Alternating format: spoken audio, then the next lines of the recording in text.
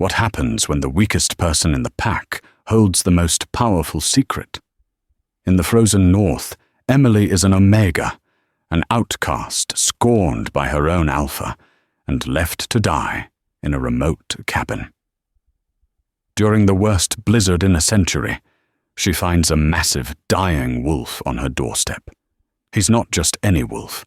He's a creature of immense power, hunted and poisoned.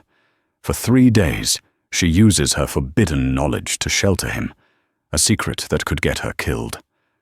But on the 3rd day, when the storm clears, it's not the hunters who arrive. It's the Alpha King himself, and he's not here for the wolf she saved.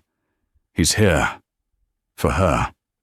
The wind didn't just howl, it screamed. It was a thin, shrieking sound that clawed at the new-growth pine logs of Emily's cabin, searching for any crack to invade. For Emily, an omega of the Shadow Creek pack, this cabin wasn't a home. It was a sentence. It sat 3 miles from the official pack border, perched precariously on the stony ridge overlooking the Blackwood Pass. It was a place of exile, a dumping ground for the pack's only worthless member. Emily's lineage was a stain in the eyes of her alpha, Marcus Thorne. Her grandmother, Anya Petrova, had been a healer, but she dealt in herbs and poultices, not the brute strength and rapid regeneration the pack valued. When Anya died, Emily, who inherited her gentle nature and her grandmother's strange-smelling cupboards, was deemed a relic. Useless. At 22, she was small for a werewolf, her shift a pallid, undersized grey wolf that earned her nothing but scorn. She spent her days foraging, her hands perpetually stained with dirt and herbs, trying to remain invisible. But invisibility was a luxury her pack's future alpha, Vanessa Thorne, rarely granted.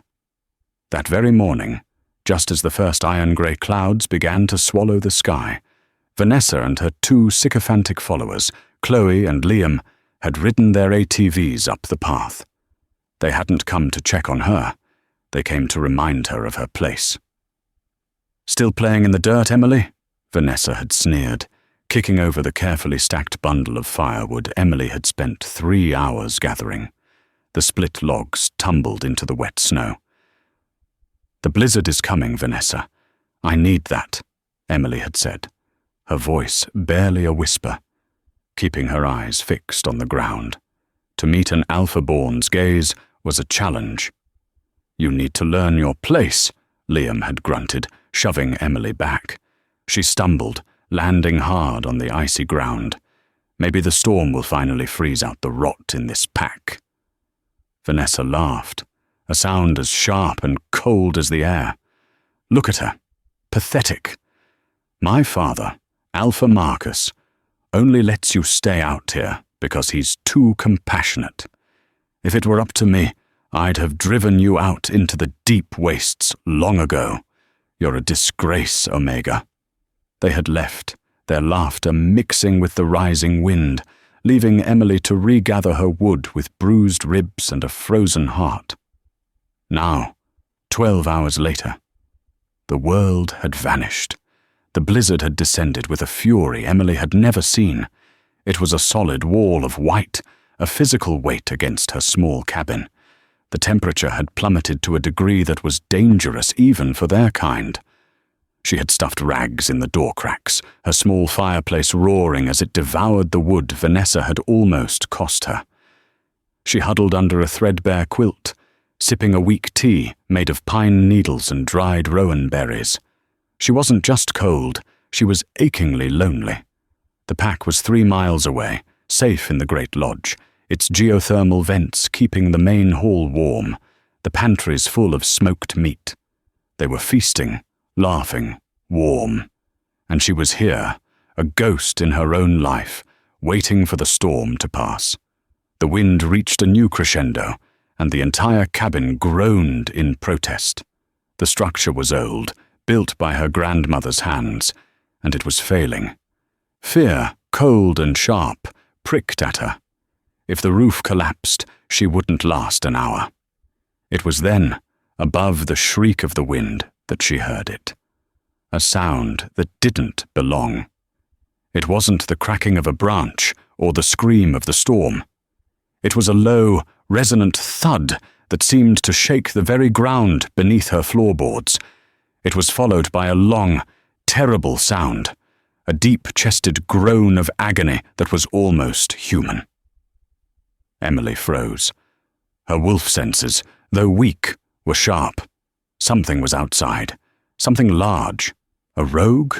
A bear awakened from its hibernation. Either would mean her death.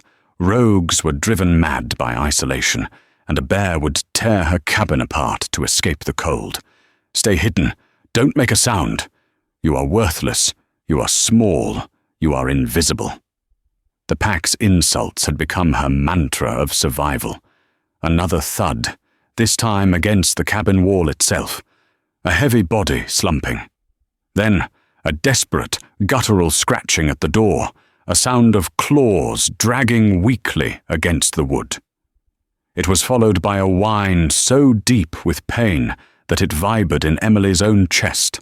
It was a wolf. A very, very large wolf.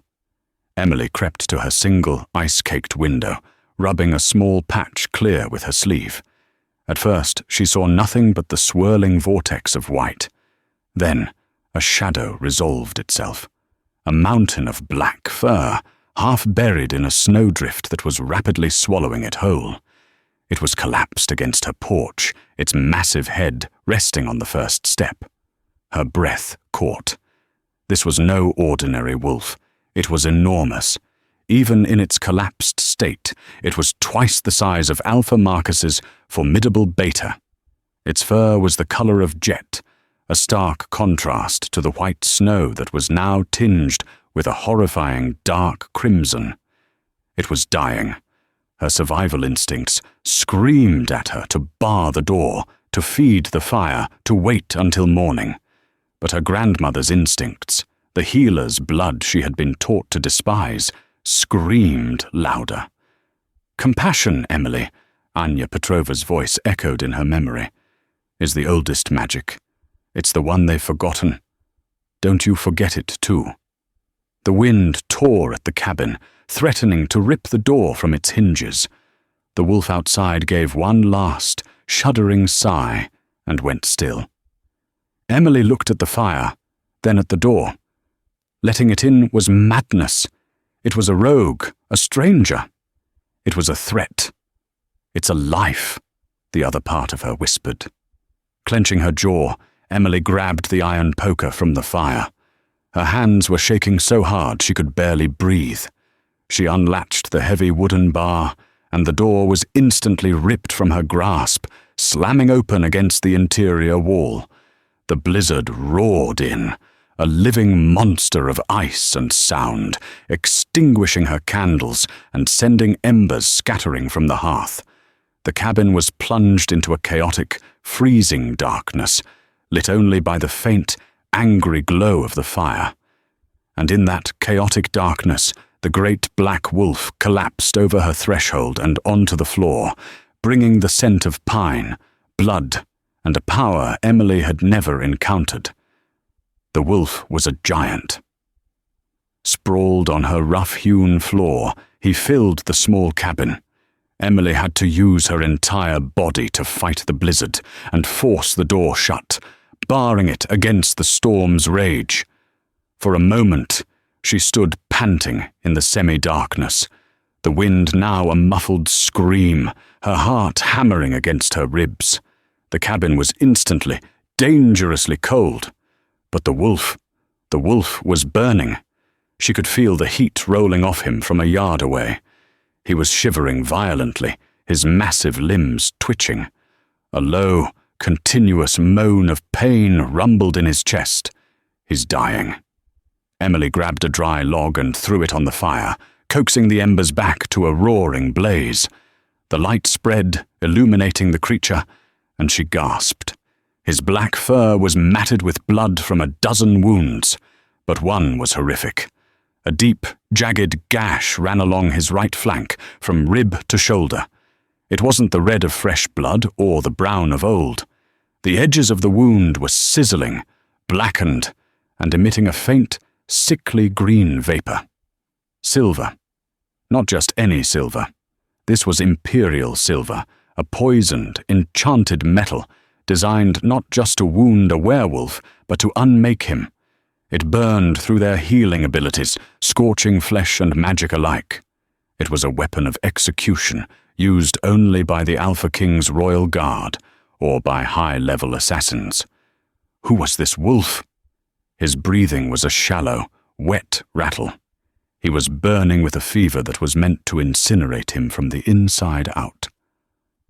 Okay, Emily whispered, as much to herself as to the beast. Her fear was eclipsed by a sudden, sharp clarity. This was what Anya had trained her for. She ran to her grandmother's cupboards. While the pack saw her as a collector of weeds, Anya had taught her the truth. She pulled down glass jars filled with dried, fragrant herbs. Silverbane, her grandmother's voice guided her. They call it wolfsbane and think it a poison. Fools. It is a poison to the silver, not to the wolf. It draws the toxin out, but it needs a catalyst. She grabbed a black, sticky lump of pine resin and a pouch of dried moon petal. Her hands, which had trembled to open the door, were now steady. She ground the herbs and resin together with a mortar and pestle, the pungent, acrid smell filling the cabin. She added a little snowmelt, warmed by the fire, until it formed a thick, dark paste. The wolf's eyes snapped open.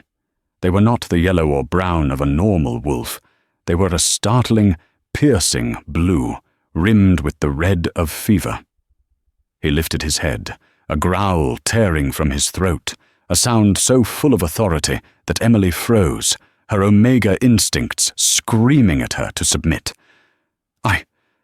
I'm trying to help you, she stammered, holding up the wooden bowl with the poultice. The wolf stared at her. He was clearly an alpha, but his scent was different. It was the scent of an ancient forest, of ozone before a lightning strike, and of something metallic like a crown. He was beyond any alpha she had ever known. He tried to rise, to put himself between her and the door, but his legs buckled. He collapsed, a whine of frustration and pain escaping him. "Please," Emily said, approaching slowly. "That silver will kill you if I don't draw it. Please, let me help." She kept her eyes low, showing her throat in a sign of submission, but she did not stop her approach. He watched her, his blue eyes burning with a suspicious, feral intelligence. He was deciding if she was a threat or a meal. She reached his side. The heat from his body was staggering. Gently, so gently, she placed her hand on his head. He flinched but didn't snap. His fur was coarse, like a wire brush. "This is going to hurt," she whispered. With a deep breath, she took a handful of the silverbane poultice and plunged it directly into the poisoned wound. The wolf's roar was apocalyptic. He threw his head back and bellowed, a sound of pure, unadulterated agony that shook the very logs of the cabin. He thrashed, his claws scoring deep gauges in her floorboards, his teeth snapping shut inches from her face. Emily screamed and scrambled back, but she did not drop the bowl. I'm sorry, it's the only way." The wolf shuddered, his body convulsing. The black paste was sizzling where it met the wound, the sickly green vapor rising in a thick plume. The smell was horrific, like burning acid and rotten meat. But it was working. The poultice was drawing the poison, sacrificing itself to save the flesh. The wolf panted, his eyes rolling back. He was losing consciousness. Emily knew she had to be fast. She scrambled forward again, ignoring the danger, and packed the rest of the poultice deep into the gash. She grabbed her cleanest rags, strips of an old linen sheet, and bound the wound tightly, wincing as the wolf moaned. She worked for an hour, cleaning his other, minor wounds. They were already closing. His natural healing was fighting back now that the silver was being neutralized. Exhausted, she collapsed against the far wall. The fire crackled, the storm raged, and the giant, unknown alpha wolf lay unconscious on her floor, his life tethered by the thread of her forbidden knowledge. She had just invited a nuclear bomb into her tiny, fragile life. She had no idea if she had just saved herself or damned them both. She pulled her quilt around her shoulders, her eyes never leaving the stranger, and waited for the dawn. The blizzard didn't stop. If anything, it intensified, entombing the cabin in a world of suffocating white. The sun was a forgotten rumor. Emily woke from a stiff, fearful doze in her chair, to find the wolf exactly where he had been, but his breathing was deeper, more even. The fever, however, was still raging. She spent the day in a tense, quiet routine. She fed the fire, log by precious log. She melted snow for water. Every 2 hours she checked the poultice. The rags were soaked in a foul-smelling, greenish-black ooze. The silverbane was doing its work, pulling the imperial poison from his body. She had to change the dressing 3 times. Each time she had to wake him. I need to clean it again," she'd whisper. His blue eyes would snap open, instantly coherent, instantly dangerous. He would growl, a low warning rumble, but he allowed her to tend to him. He watched her every move, his gaze so intense it felt like a physical weight. He was weak, but he was all alpha. She was an omega, acting with an authority she had never been allowed. The power dynamic was a knife's edge. She made a thin broth from dried mushrooms and jerky, the last of her good stock. She held the small bowl out to him. He ignored it, looking at the door, then at her. "You need to eat," she insisted. "Your healing is fast, but you're burning through everything you have." He turned his head away, a clear dismissal. "Fine," Emily muttered, frustrated. "Starve. See if I care." She drank the broth herself, glaring at him. He simply watched her, his expression unreadable. The silence in the cabin was thick, broken only by the wind and the crackle of the fire. She was trapped with a silent, wounded prince who looked at her like she was an interesting and potentially disposable puzzle. The fever broke. Emily woke to a cabin that was blessedly not an oven. The wolf was awake, and he was sitting up. He was no longer slumped.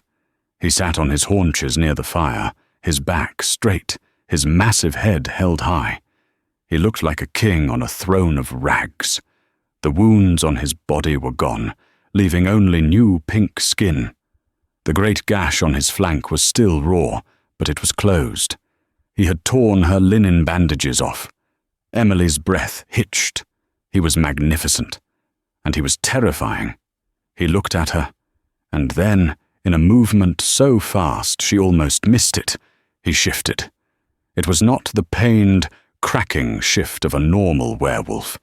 It was a fluid, silent unmaking and remaking. Where the wolf had been, a man now sat.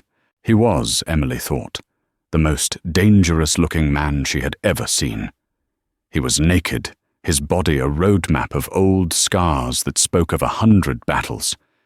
Even sitting, he was tall, with broad shoulders and long, powerful limbs. His hair was as black as his fur, long and tied back with a leather thong. And his eyes, they were the same piercing, electric blue. He didn't move to cover himself. There was no shame in him, only power. He simply looked at her, his gaze missing nothing. He scanned the cabin, noting the dried herbs, the small cot, the single window. Emily, flustered, grabbed her grandmother's spare quilt, the good one, made of thick wool, and held it out. "Here." He raised an eyebrow, a flicker of something. Amusement? In his eyes. He took the quilt and wrapped it around his waist, standing in a single, graceful motion. He was well over 6 feet, and he dwarfed her small cabin. He walked to the hearth, picked up the iron poker, and tested its weight. He glanced at the flimsy bar on her door. He looked back at her, and he said nothing. "I'm Emily," she offered to the silence. He just nodded, his gaze returning to the door, as if listening for something only he could hear. You were dying," she continued, needing to fill the quiet. "It was imperial silver. I used a silverbane poultice. My grandmother taught me." His head snapped back to her. His gaze sharpened. He truly looked at her then, his blue eyes scanning her face, seeing her, really seeing her, for the first time. He opened his mouth, as if to speak, but closed it. He remained silent for the rest of the day. He sat by the fire, a dark, brooding statue, a coiled spring of lethal energy. He ate the food she offered this time, devouring the jerky and dried apples with a controlled hunger. He drank water. And he watched the storm, his silence more unnerving than any threat. The storm was ending. The wind had died from a scream to a low, mournful sigh. A pale, watery light began to filter through the ice on the window. The silence in the cabin had become a shared, breathable thing. Emily had stopped trying to talk. She sat at her small table, mending a tear in her cloak, while the stranger, she had taken to calling him Kalen in her mind, a name that felt as old and hard as he was, stood by the window, staring out. He was fully healed. The gash on his side was just a silver-white scar, a new addition to his collection. He had found a pair of her father's old trousers and a shirt in a chest, left behind years ago. They were too short in the arms and legs, but they were better than the quilt. He had been watching the pass below for an hour, his body utterly still. "They are coming," he said. His voice startled her. It was the first time he had spoken. It was a deep baritone, like rocks grinding together, laced with an authority that demanded obedience. Emily's blood went cold. "Who? The ones who hurt you?" "No," he said, turning from the window. His blue eyes were not cold, not exactly. They were filled with a weary, ancient knowledge. "Worse." He looked at her, and his expression softened for the first time. It was a fractional change, a slight easing of the hard lines around his mouth. "You saved my life, Emily," he said, his voice rough. "You, an omega of a cast-off pack, did what no royal healer could have. You used the old magic. I just did what my grandmother taught me. You did more than that. You bound yourself to my fate." He looked back out the window. "And I have brought a terrible storm to your door." "The blizzard is over," she said, confused. "Not that one," he pointed. "That one." Emily moved to the window and looked down. The snow was deep, pristine, unbroken, except for a dark line moving up the pass. It was a convoy. 2 black armored vehicles, designed for deep snow, were grinding their way up the mountain, and behind them a dozen men, all in black tactical gear, were moving in formation. They moved with a speed and silence that was not human. "Who are they?" Emily whispered, her hand flying to her mouth. Is that Alpha Marcus? Did he see the smoke?" "No," the stranger said, his hand resting on the hilt of a knife he'd produced from somewhere. "That is not your pathetic local Alpha." He looked at her, his face grim. "That is the Alpha King's royal guard, and they are not here to be polite." Emily's heart seized. The Alpha King. The king had not visited the Northern Ridge territories in 3 generations. He was a myth, a figure of ultimate power who lived in the Sunstone Citadel, 1,000 miles south. His royal guard were legends, bogeymen, silent, silver-clad executioners, and they were walking up her path. "What do they want?" she whispered, her voice trembling. Do they want you?" The stranger, Kaelin, gave a short, bitter laugh.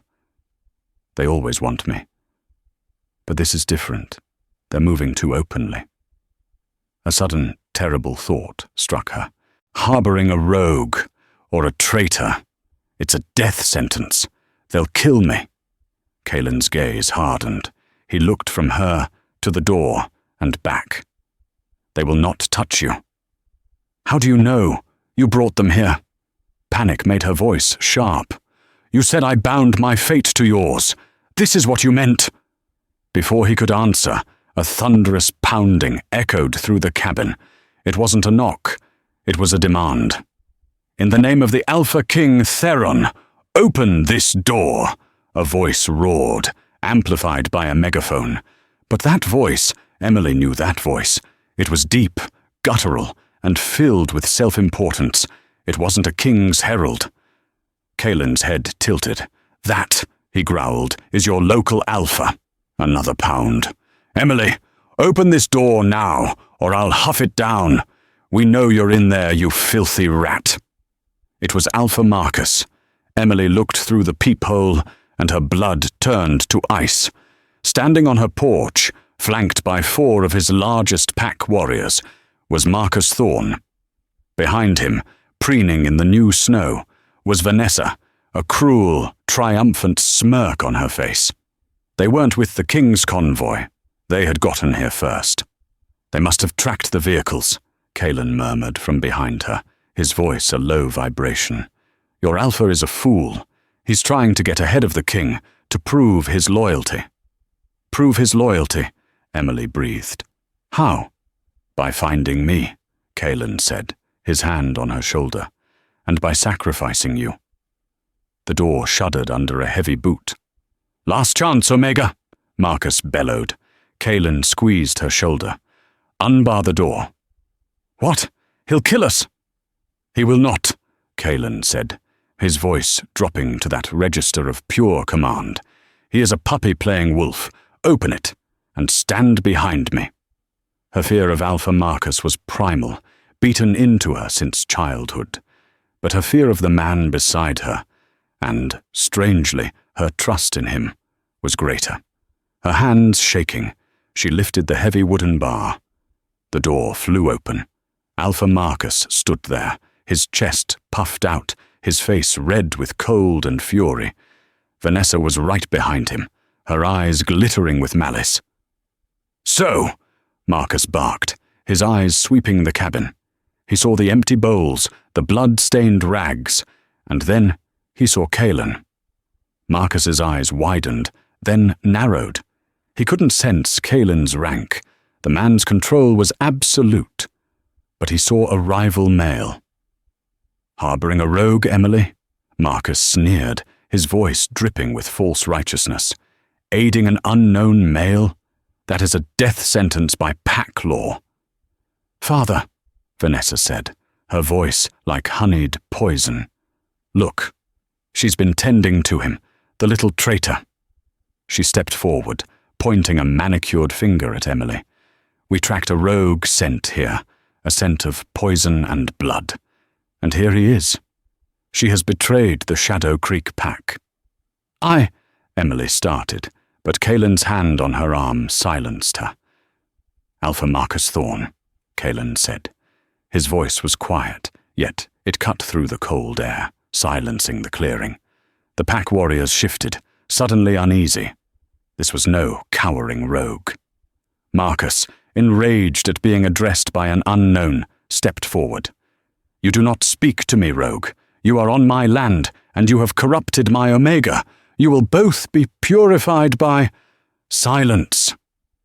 The word was not spoken by Kaelin. It came from the path.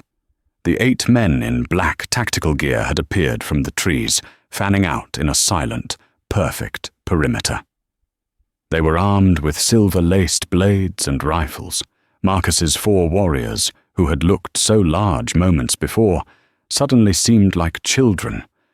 Alpha Marcus froze. He hadn't seen them arrive. His face went pale. The black-clad soldiers parted. A man walked through their ranks. He was tall, like Kalen, but where Kalen was a storm, this man was a mountain. He wore no tactical gear, just a long, black wool coat and leather gloves. His hair was a dark auburn, his face clean-shaven and aristocratic. His eyes were a piercing, cold grey. He didn't just walk, he advanced. The snow seemed to crunch louder under his boots. The air pressure in the clearing dropped. Alpha Marcus and his warriors instantly dropped to one knee, bowing their heads so low their faces nearly touched the snow. Vanessa, her smirk gone and replaced by a mask of terror, did the same. Emily, standing in her own doorway, was the only one left standing, along with Kalen. The man stopped 10 feet from the porch. His grey eyes swept over Marcus, then Vanessa, then Emily. Finally, his gaze landed on Kalen. A slow, cold smile touched his lips. "Brother," the man said, his voice resonating with absolute power, "you led us on a miserable chase. Must you always make things so dramatic?" Alpha Marcus, still on his knees, let out a small, strangled gasp. "Brother." This was him. This was Theron, the Alpha of Alphas. The king.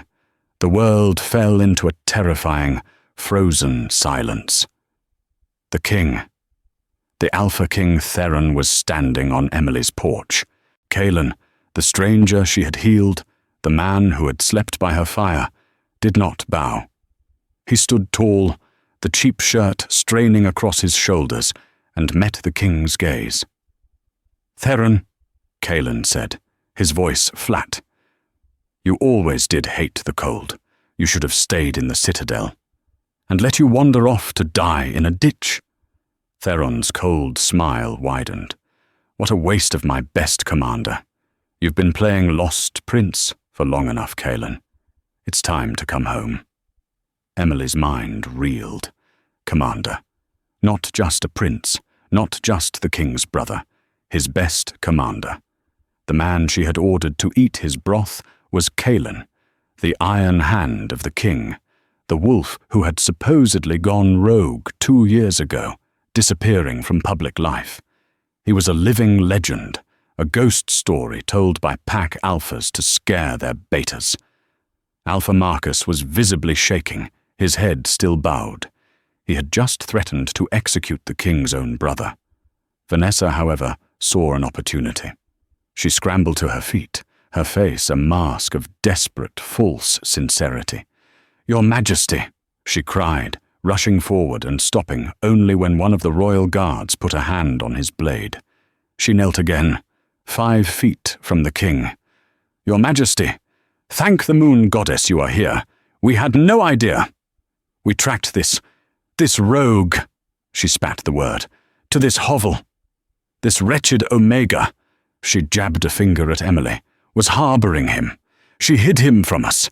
She's a traitor to the pack and to the crown." Emily felt the blood drain from her face. "That's not—" "Silence, filth!" Vanessa shrieked, all pretense of manners gone, replaced by raw panic. "She tried to poison us when we arrived. She threatened us in your name, Your Majesty. She said she was protecting him," she pointed at Kalen, "for a rival alpha. She's a spy." It was a waterfall of lies, so blatant and absurd that Emily was struck dumb. Alpha Marcus, seeing his daughter's play, quickly joined in. "It's true, my king. This Omega Emily, her bloodline is tainted, unstable. Her grandmother was a hedge witch, a dealer in poisons. Emily has always been a stain on our pack, and now she has proven her treachery. We caught her. We were about to detain her and the rogue for you. We serve only you, Your Majesty." Marcus was practically groveling, trying to rewrite the last 5 minutes, painting himself as the loyal soldier who had captured the king's runaway brother and the traitor who'd helped him. Emily's world was crumbling.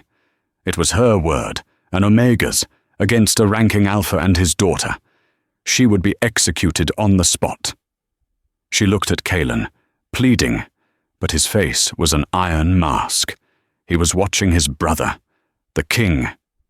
King Theron had not moved. He listened to the cascade of accusations, his grey eyes unblinking, his expression unreadable. The only sound was Vanessa's heavy breathing and the click of the royal guard's silver-laced weapons being armed. When Marcus and Vanessa finally fell silent, the king tilted his head, as if considering their words.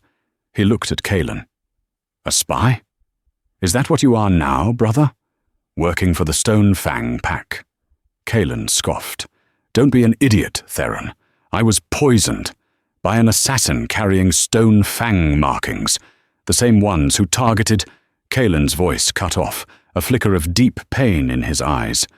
Theron's face hardened. "I know. That's why I'm here." His gaze shifted from Cailan and landed on Emily. He didn't look at her with contempt like Marcus. He didn't look at her with curiosity like Cailan had. He looked at her with a chilling, profound focus, as if she were a word he didn't understand. He took a step onto the porch. Marcus and Vanessa flinched. Theron stopped in front of Emily. He was so close she could see the flecks of silver in his grey eyes. He lowered his head, not in a bow, but like a predator identifying a scent. He inhaled, deeply. Emily trembled, but she did not back down. She had faced down Cailan in his wolf form. She would not cower now. Theron's eyes closed for a brief second. He smelled the air in the cabin, the lingering, acrid tang of silverbane, the sweet, faint aroma of moon petal, the sharp scent of pine resin. His eyes snapped open and locked with hers. "You," he said, his voice a low, dangerous rumble. "You made a silverbane poultice." It wasn't a question. Emily just nodded, her throat too tight to speak. "The wound," Theron said, turning to Cailan. "Show me." Cailan, without a word, pulled up the side of the cheap shirt. The scar was there, stark white against his skin, perfectly healed, barely 3 days old. Theron stared at it. He reached out a gloved hand and traced the scar, a look of utter disbelief on his aristocratic face. 3 days, Theron whispered. He was struck with a blade laced with wraith silver. Our royal healers, our top physicians. They said it would take a month to neutralize, if he survived at all. He turned back to Emily, his grey eyes burning with an intensity that terrified her. Vanessa, sensing the tide turning, tried one last time. "But your Majesty, she's a—" "Alpha Marcus," Theron interrupted, his voice lethally soft, never taking his eyes off Emily. "Yes, your Majesty?" Marcus whimpered from his knees. "You said this Omega, Emily, is worthless? A stain on your pack?" "She is, my king. She's nothing. A useless, dirt-digging—" "Then," King Theron said, his voice rising to a terrible, controlled roar, "you are the biggest fool in the 9 territories." The power that rolled off him was a physical blow. Marcus was flattened to the ground, as if by a giant hand. Vanessa screamed. Theron turned on Marcus, his face a mask of royal fury. "I didn't come here for my brother. He was a beacon, a diversion. I came here because my mother, the Queen, is dying. I came here because the Oracle at the Citadel, Dr. Evelyn Reed herself, declared that the last practicing lunar herbalist of the Ash Line was hiding in the most pathetic backwater pack in the Northern Ridge." He spun back, his black coat flaring, and pointed one gloved finger directly at Emily's chest. "I did not come for him," Theron bellowed, his voice echoing off the mountains. "I came for her." The silence that followed the king's proclamation was absolute. It was so complete that Emily could hear the hiss of snow falling from a nearby pine bough. Marcus Thorne was frozen, his face pressed into the icy slush. Vanessa, for the first time in her life, was utterly silent, her mouth open in a perfect O of horrified disbelief. Emily just stared. Me? King Theron's fury seemed to recede, replaced by a desperate, strained urgency. He stepped fully into the cabin, his gaze sweeping over the hanging bundles of dried herbs, the meticulously organized jars, the mortar and pestle still stained with the silverbane paste. "Anya Petrova," Theron said, his voice softer now. "Was she your grandmother?" Emily nodded, mute. "Anya Petrova," Theron said, more to himself than to anyone else, "was my mother's first healer. Before the schism, before the alphas decided that brute strength was the only magic that mattered, before they burned the libraries and drove the herbalists into hiding." He turned to Marcus, his eyes full of contempt. "Your father, Alpha Marcus, was one of the purists. He hunted them. He believed the healers were diluting the bloodlines. He drove Anya Petrova from the citadel and left her to rot on this mountain, believing her useless." He looked back at Emily, his grey eyes searching her face. "My mother, Queen Seraphina, is dying. An assassin poisoned her a month ago. The same poison," he gestured to Kaelin, "that struck my brother. He was hunting the assassin when he was ambushed. He was trying to find a cure himself." Kaelin finally spoke, his voice low. "I wasn't just running, Theron. I was running here. I heard a rumor in the lowlands, a whisper of an old-world healer in the Shadow Creek territory. I never dreamed it was her." His blue eyes met Emily's, and she saw a profound, aching gratitude. "Our healers are powerless," Theron continued, his voice tight with a pain he clearly despised showing. "The Wraith Silver is bonded to her heart. It's killing her by inches. Dr. Evelyn Reed, our chief physician and oracle, spent a week in a trance. When she woke, she said only one thing: 'Find the granddaughter of Anya. Find the last lunar herbalist. Only she remembers the counterbalance. Only she can draw the bonded silver.'" He took a step closer to Emily, his royal pride dissolving to reveal the desperate sun beneath. "You healed my brother in 3 days from a mortal wound. My mother, she doesn't have 3 days." The universe had just tilted on its axis. Emily, the Omega. Emily, the filth, the rat, the useless, dirt-digging stain. She was the only person in the world who could save the Queen. It was too much. Her legs buckled. Kaelin was there instantly, his arm wrapping around her waist, holding her up. He was so strong, so warm. He anchored her as her world spun. Emily licked her lips, her voice a dry rasp. "She needs moonpetal and silverbane, but she also needs heart's ease to slow the pulse, and purified iron salts to bind the poison after it's drawn. It's a filtration, not just a poultice." She was reciting the old lore, the words bubbling up from a place of deep memory, taught to her by Anya in this very cabin. King Theron's eyes widened. He knew she was telling the truth. "Then you will come," he said. It was not a request. Vanessa, seeing her entire world, her status, her power, her future, evaporating, finally snapped. "No!" she screamed, lunging forward, her face a mask of jealous rage. "She's a liar. She's nobody. A fraud. My father is the Alpha. I am the Alpha-born. You can't just take her. She's ours."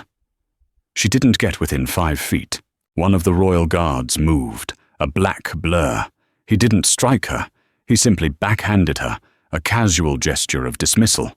The force of the blow sent Vanessa spinning into a snowdrift, her lip split and bleeding. "My apologies, Your Majesty," the guard said, his voice a digitized monotone. The asset became hysterical. "Alpha Marcus," Theron said, his voice returning to the flat, cold tone of a king passing judgment. Marcus pushed himself up, his body trembling so hard he could barely kneel. My king, I didn't know. I swear on my blood. I didn't know. It was ignorance, not malice. Please." "Ignorance," Theron repeated, the word tasting like ash. "You had a priceless jewel in your care, a woman who holds the key to my mother's life, the last of a sacred ancient line. And you put her in a shack. You let your child torment her. You called her worthless. It was a mistake, a terrible, terrible mistake," Marcus sobbed, real tears of terror freezing on his cheeks. "You are correct," Theron said. "It was, and you will pay for it." King Theron's judgment was as swift and as cold as the blizzard that had just passed. He was no longer a desperate son. He was the Alpha King, the ultimate authority, and his wrath was terrible to behold. He looked down at Marcus Thorne, his face carved from ice. "You, Alpha Marcus Thorne, have proven yourself unfit to lead. You are a man of brute force and no vision. You mistreated a subject of the crown, a person of irreplaceable value, out of petty, ignorant pride. Your pack is a disgrace." "No, your majesty, please," Marcus begged, crawling forward. "I can fix this. I'll give her the Great Lodge. I'll make her my beta. Please." "You will give her nothing," Theron snapped. "As of this moment, you are stripped of your rank. The Shadow Creek pack is hereby dissolved. Its lands and its people are forfeit, absorbed directly by the crown. My royal guard will oversee the transition. You are an alpha, no more. You are Marcus, a lone wolf." It was a fate worse than death, to have his pack, his status, his very identity stripped from him. Marcus let out a high-pitched, broken sound, a keen of despair, and collapsed, shuddering, into the snow. He was a broken man. Then Theron's cold, grey gaze turned to Vanessa. She was clutching her bleeding lip, her eyes wide with a terror that was part fear, part disbelief. "And you," Theron said, walking toward her. "Vanessa Thorne." I am Alpha-born," she whimpered. "You were," Theron corrected. "You are the product of your father's arrogance. You are cruel without purpose. You are loud without substance.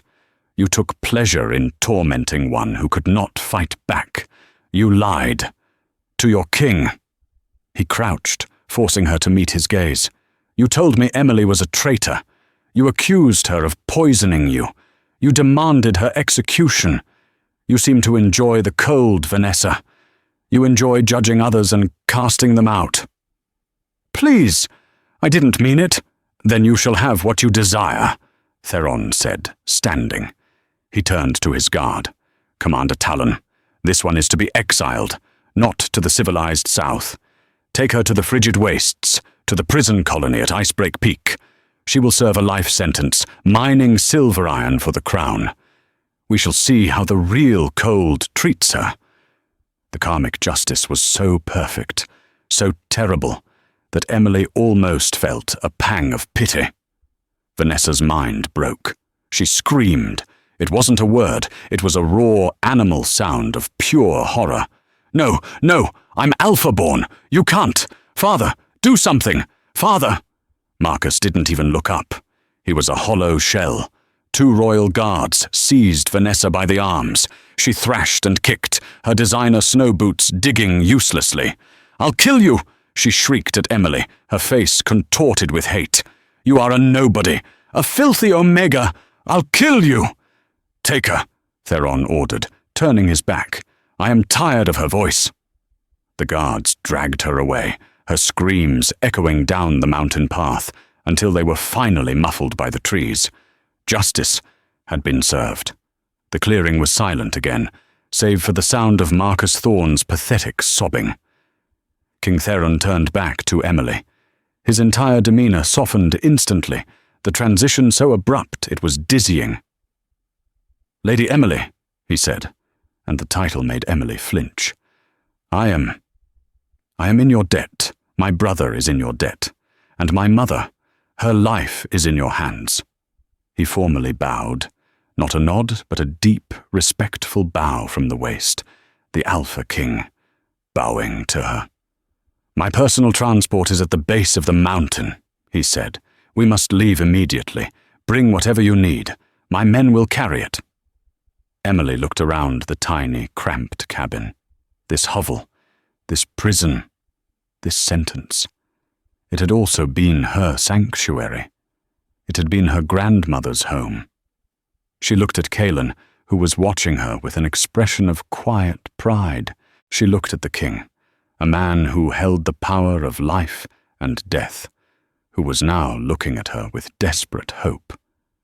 She walked back inside. She passed her small cot, her empty pantry. She went to the loose floorboard beneath her grandmother's chair. She pulled it up. Inside was a small, velvet-wrapped bundle. She unrolled it. It was Anya Petrova's set of tools, a small, silver-handled knife for cutting herbs, a crystal mortar, and a small, leather-bound book. The book was blank. "Anya told me the recipes are not for paper," Emily said, her voice quiet. "They are for the blood. The book is for the new recipes." She tucked the bundle into the waistband of her trousers. She grabbed her worn winter cloak. "I am ready," she said. The journey down the mountain was a strange dream.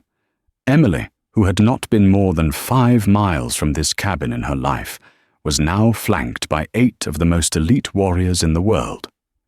King Theron walked beside her, respectfully asking quiet questions about the local flora. Kaelan walked on her other side, his presence a solid, warm shield. He didn't speak, but his eyes were constantly scanning the woods, protecting her. They passed Marcus Thorne. He was still kneeling in the snow, a man erased. He didn't even look up as she passed. The shadow he had cast over her entire life was, in an instant, gone. At the base of the mountain, the 2 armored transports sat humming. They were not vehicles. They were mobile fortresses, sleek and black. A guard opened the door to the lead transport. It was a rolling command center, filled with screens, plush seating, and a small medical bay. It was warmer than her cabin had ever been. "Lady Emily," Theron said, gesturing for her to enter. She stepped inside. Kaelan followed her, sitting opposite. The king sat beside him. The door hissed shut, sealing them in a world of quiet, warm efficiency.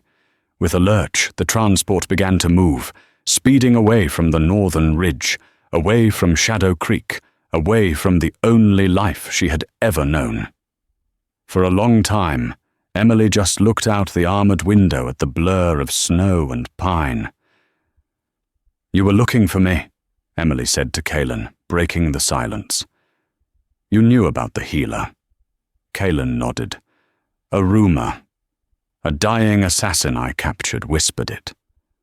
That the Stone Fang pack had failed to kill the Ash healer years ago, and that she was the only one who could reverse the Wraith Silver.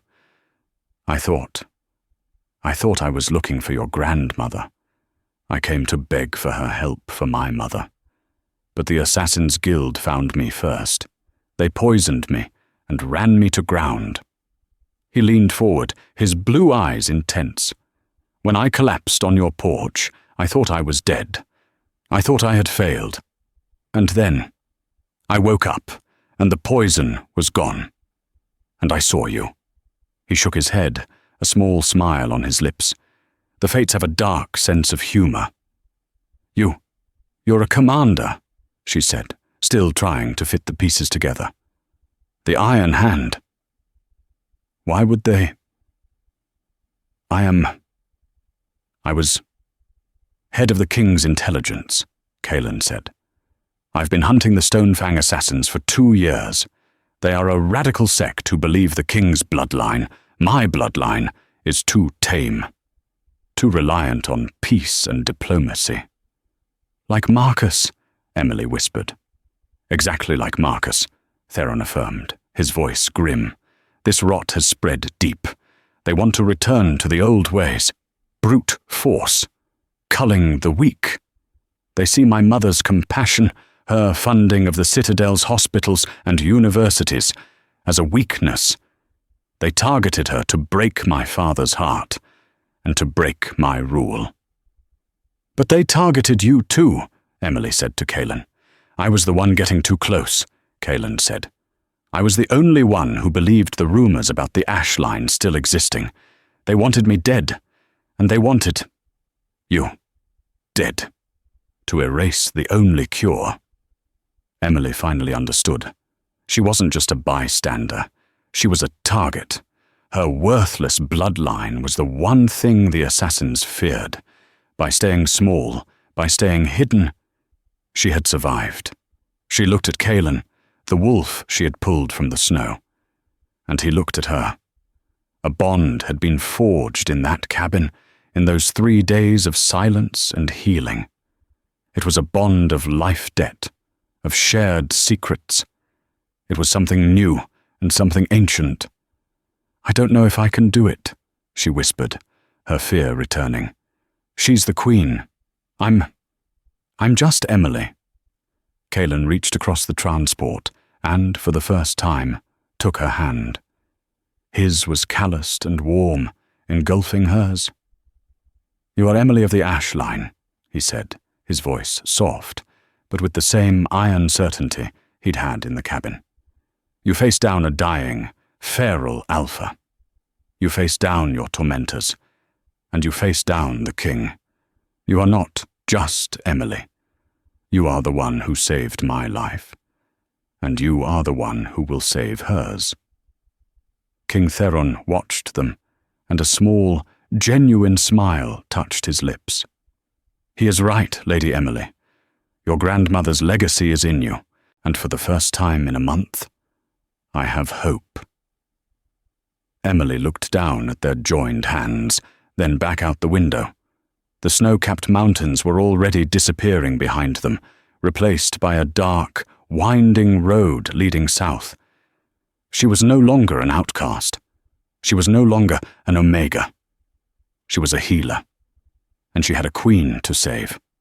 And that is where Emily's old life ends, and her new one begins.